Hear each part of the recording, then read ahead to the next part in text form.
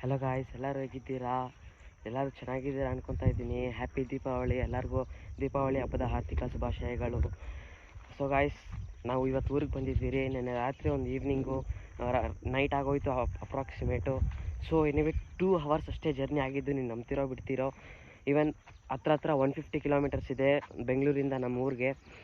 So because ಏನಕ್ಕೆ ಅಂದರೆ, ನಮ್ಮ ಥರನೇ ತುಂಬ ಜನ ದೀಪಾವಳಿಗೆ ಅಂತಲೇ ಊರುಗಳಿಗೆ ಹೊರ್ಟೋಗ್ಬಿಟ್ಟಿರ್ತಾರೆ. ಸೊ ಈವನ್ ಬೆಂಗಳೂರು ಫುಲ್ಲು ಖಾಲಿ ಇತ್ತು ನೆನ್ನೆ. ಸೊ ನನ್ನಿಂದ ನೀವೇನು ನೋಡ್ತಿದ್ದೀರಾ, ಇದು ಭತ್ತ. ಸೊ ಇದು 2.5 ಮಂತ್ ಅಷ್ಟೇ ಭತ್ತ ಆಗಿರೋದಿದು. ಸೊ ಆ ಕಡೆ ಎಲ್ಲ ಒಂದು ಹಾಫ್ ಪೀಸ್ ಏನೋ ಕಟ್ ಡೌನ್ ಮಾಡಿದ್ದಾರೆ.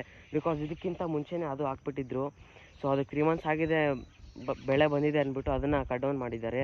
ಸೊ ಇದು 2.5 ಮಂತು ಅಪ್ರಾಕ್ಸಿಮೇಟ್. ಇನ್ನೇನು 30 ಡೇಸ್ಗೆ ಇದನ್ನು ಇನ್ನೊಂದು 1 ಮಂತ್ಗೆ ಅಷ್ಟೇ ಇದನ್ನು ಕಟ್ ಡೌನ್ ಮಾಡಿಬಿಡ್ತಾರೆ. ಸೊ ಈ ಭತ್ತ ನಾನು ಕ್ಲಿಯರಾಗಿ ತೋರಿಸ್ತೀನಿ ನೋಡಿ ಗಾಯ್ಸ್. ಅದೇ ಥರನೇ ನನ್ನಿಂದ ನೋಡ್ತಾ ಇರೋದು ರಾಗಿನೇ. ಸೊ ಇದು ಹಾಕಿ ಅಪ್ರಾಕ್ಸಿಮೇಟ್ 1.5-2 ಮಂತ್ಸ್ ಏನೋ ಆಗಿದೆ, ನೀಟಾಗಿ ಬೆಳೆದಿದೆ.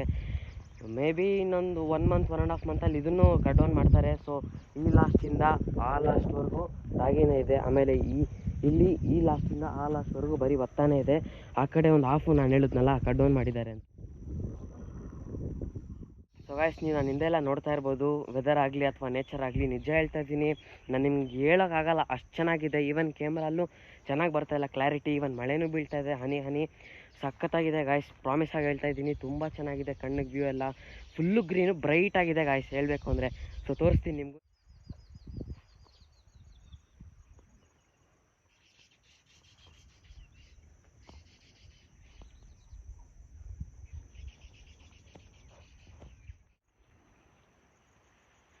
ಗಾಯ್ಸ್, ಇದು 2.5 ಮಂತ್ ಭತ್ತ. ಇದು ಇನ್ನೊಂದು 1 ಮಂತ್ಗೆ ಇದನ್ನು ಎತ್ಬಿಡ್ತಾರೆ.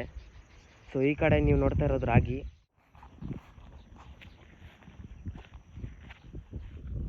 ನೀವು ನೋಡ್ದಂಗೆ ಭತ್ತ ವಿಚಾರ ಆಗಲಿ ಅಥವಾ ರಾಗಿ ವಿಚಾರ ಆಗಲಿ, ನಿಮ್ಗೇನಾದ್ರು ಸ್ವಲ್ಪ ತಿಳ್ಕೊಂಡಿದ್ದೀನಿ ಅಥವಾ ಚೆನ್ನಾಗಿ ಅನಿಸಿದೆ ಅಂದರೆ ದಯವಿಟ್ಟು ಚಾನಲ್ನ ಸಬ್ಸ್ಕ್ರೈಬ್ ಮಾಡ್ಕೊಳ್ಳೋದು ಮರೀಲೇಬೇಡಿ. ಸೊ ಈ ಥರ ಇದಕ್ಕಿಂತ ಚೆನ್ನಾಗಿರೋ ಕಂಟೆಂಟ್ಸ್ ನಾನು ನಿಮ್ಮ ಮುಂದೆ ತೊಗೊಬರ್ತೀನಿ. ಸೊ ಟಾಟಾ, ಬಾಯ್ ಬಾಯ್.